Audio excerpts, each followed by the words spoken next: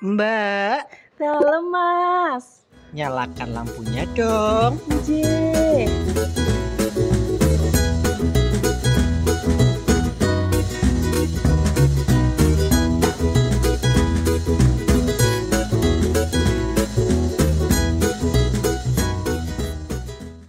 Assalamualaikum warahmatullahi wabarakatuh. Sedulur dakwah, sobat dakwah yang berbahagia dimanapun Anda berada. Kembali lagi di warung Me Time, warung menyala time. Dan pada kesempatan hari ini saya kedatangan apa ya, mau dibilang ibu tapi anu urut-urutan wong tuane mandan kayak kakang, arep dibilang kakang tapi anu umurnya do. Dan beliau adalah wong pusat. Kembali lagi di sini kedatangan wong pusat, yaitu dari Bendahara Keuangan Rektorat. Dan hari ini kita akan belajar hitung-hitungan, terutama manajemen keuangan buat teman-teman mahasiswa, terutama beliau adalah Bu Rahma. Please welcome. Sehat Bu? Alhamdulillah sehat. Gimana hari ini kesibukan? Sudah berapa ngitung berapa juta uang yang sudah dihitung?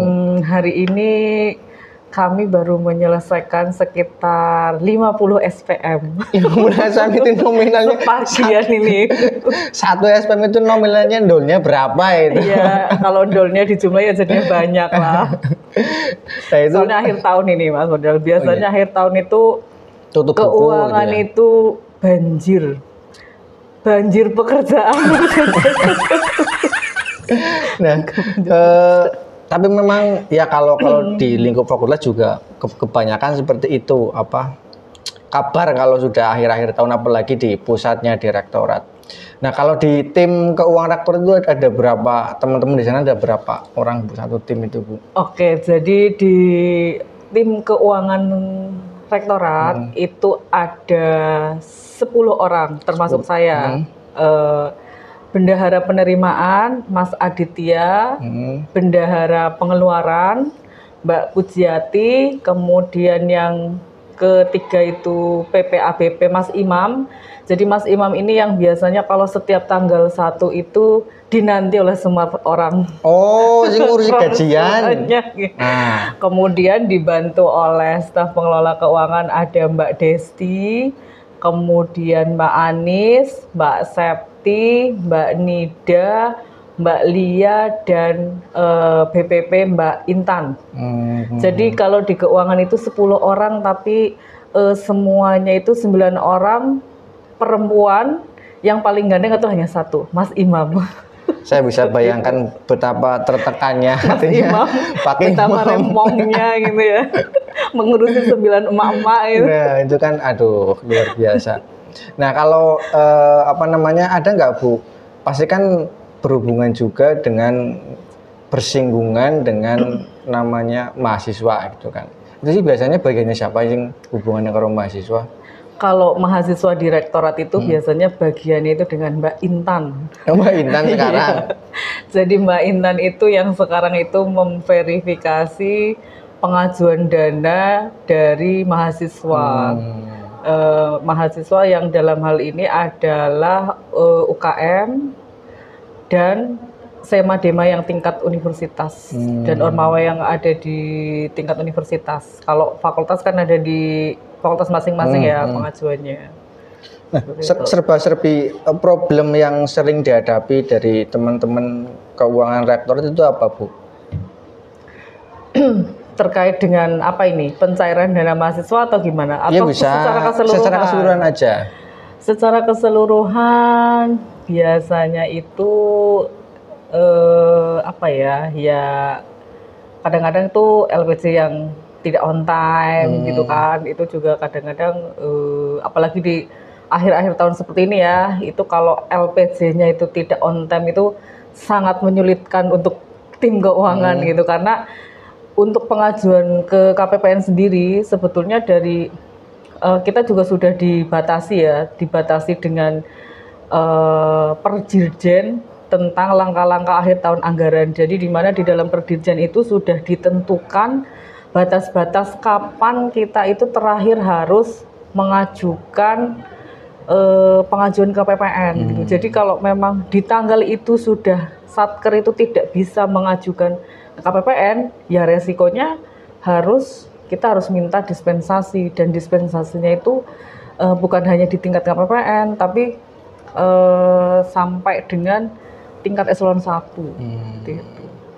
Kemudian yang kedua itu yang biasanya itu membuat lama ya proses pencairan itu, jika ada kekurangan SPJ gitu. Misalnya kita minta, oh pencairan ini masih ada kelengkapan ini, tapi kemudian dari leading sektor itu lama menyampaikannya lagi ke kita, dan itu kan karena belum lengkap, kita kan tidak bisa meneruskan ke proses pembayaran ya, yaitu jadi sebenarnya kendalanya juga di situ, di samping juga karena apa ya namanya, di Winsezu ini kan ada banyak leading sektor ya, jadi kita harus apa ya namanya, mengkoordinasikan gitu, ini masih penyerapannya masih sedikit, ayo diajukan ke keuangan seperti itu. Nah, kalau ini yang hubungannya dengan mahasiswa, kan tadi ada kayak misal contoh lah deadline, kemudian ada aturan-aturan SPJ, perpajakan dan lain-lain. Itu sih sampai turun ke mahasiswa nggak, Bu? Kalau setahu saya ya, sepengetahuan saya itu biasanya kan di awal periode kepemimpinan apa ya, masa kerja ya, masa kerja Ormawa dan Semadema itu biasanya kan ada dari Sema ya, biasanya yang menghubungi dari kita itu dari Sema itu ada diklat apa namanya, kayak organisasi gitu, diklat apa sih namanya ya, saya lupa pokoknya. Diklat itu biasanya dari di situ, pada di acara itu dari keuangan itu biasanya diundang untuk mengisi, menyampaikan tata cara terkait dengan mekanisme pencairan LPJ, mekanisme pencairan dana kemahasiswaan itu seperti apa. Jadi di acara itu biasanya kita sampaikan tata caranya seperti apa, dan kita juga sebetulnya sudah membuat juknis terkait dengan mekanisme pencairan dana mahasiswa. Juknis itu biasanya kita kalau dari keuangan itu tidak menyampaikan langsung ke mahasiswa karena kita juga tidak punya kontaknya, tapi biasanya kita sampaikan itu ke stafnya Pak Warek 3, karena dalam hal ini kan biasanya pengajuan dana mahasiswa itu kan melalui Pak Warek 3 ya, diverifikasi oleh stafnya Pak Warek 3, biasanya seperti itu sih. Nah, kalau semisal ini kebanyakan di lapangan bahwa teman-teman mungkin sebagian teman-teman dari UKM atau Ormawa maupun LK itu seringkali saya temui masih saja apa namanya, sekelas prosedur pengajuan pun belum tahu, apalagi masuk lebih dalam pada perhitungannya, kemudian pajak-pajaknya, kemudian nanti pencairannya bagaimana. Nah, ketika teman-teman mahasiswa itu ingin menggali informasi terkait itu, berarti ke siapa, Bu? Sebetulnya kalau dari keuangan itu kami sangat terbuka ya. Kalau misalnya memang teman-teman mau datang langsung konsultasi ke kami, itu kami juga apa namanya, monggo gitu. Kalau memang mereka mau konsultasi, bisa dalam hal ini bisa mungkin ke Mbak Intan atau bisa langsung dengan saya gitu. Biasanya sih kalau teman-teman mahasiswa yang datang ke kita, pasti kita berikan penjelasan seperti itu ya. Tapi kalau memang teman-teman itu tidak ada yang menghubungi atau misalnya via WA, menghubungi WA atau datang langsung, ya berarti kami menganggap mereka itu sudah paham gitu kan. Walaupun biasanya kalau sudah masuk ke keuangan itu masih sering banyak terdapat yang oh ini nggak sesuai, gitu, ini nggak bisa gitu. Tapi ya apa namanya, ya itu kita nggak tahu ya, maksudnya apakah pada saat penjelasan seperti penjelasan yang waktu diklat itu penjelasan dari kita kurang maksimal atau seperti apa itu kendalanya. Nggak tahu. Bu, arep medang apa ora? Medang apa ya Mas? Tapi kan elang kayak banyu panas apa ya? Ya kayaknya sudah panas sih. Ya belum lah. Sudah panas ini Mas.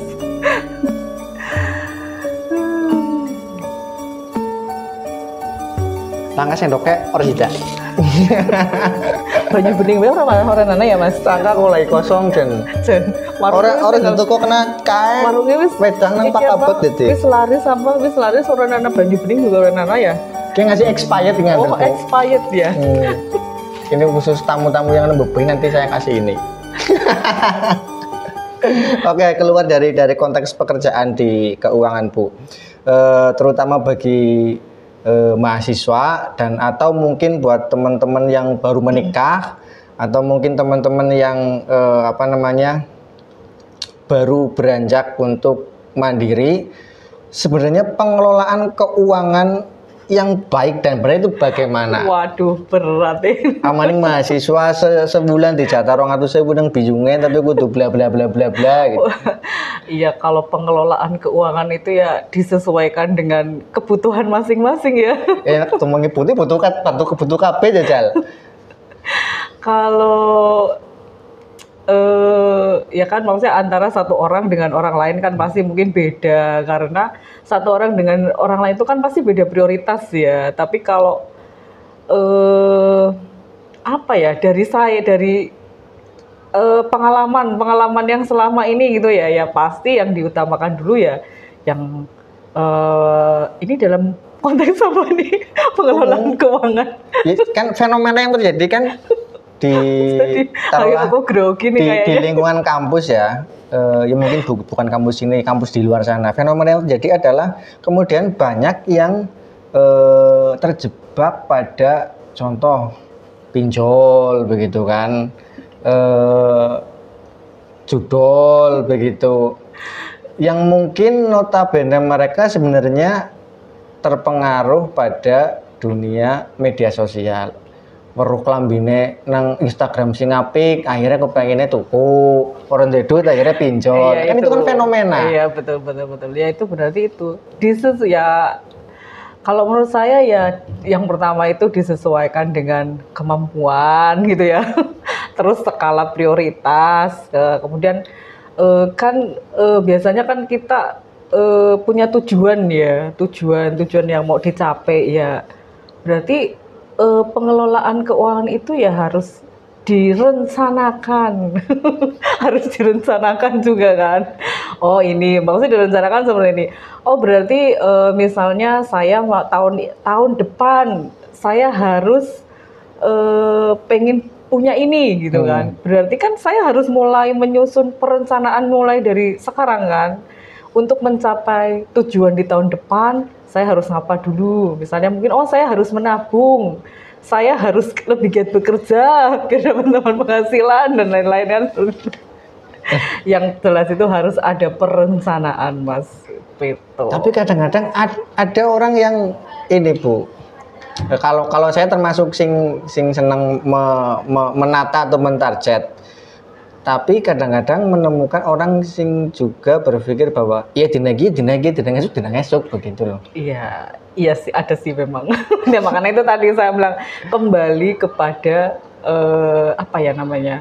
prioritas masing-masing orang. Jadi antara orang yang satu dengan orang yang lain itu kan tidak bisa disamaratakan, karena kan mungkin prioritasnya itu berbeda, kebutuhannya itu juga berbeda. Jadi mungkin antara saya dengan Mas Pondel itu beda skala prioritasnya, misalnya seperti itu. Aduh Mas, takutnya jangan lama Mas. Isi dompetnya ya beda juga. Ingin jawabnya Mas. Oke, jadi dari perbincangan yang tadi bahwa bisa kita tangkap dalam konteks pekerjaan keuangan dari direktorat ya, bahwasannya khususnya buat teman-teman mahasiswa tadi pentingnya memahami yang namanya aturan juknis itu karena sebetulnya aturan dan juknis itu sudah ada dan artinya keuangan itu sudah mengeluarkan juknis pencairan dana mahasiswa dan itu sudah lama diberlakukan. Kalau tidak salah itu dari sekitar tahun 2020 sejak saya ditugaskan di keuangan rektorat itu juknis itu sudah ada. Itu Kalau silakan. misalnya mungkin apa ya, mungkin belum tersosialisasikan secara ini ya, secara maksimal ya, tapi itu sudah ada sebetulnya. Sudah ini sih.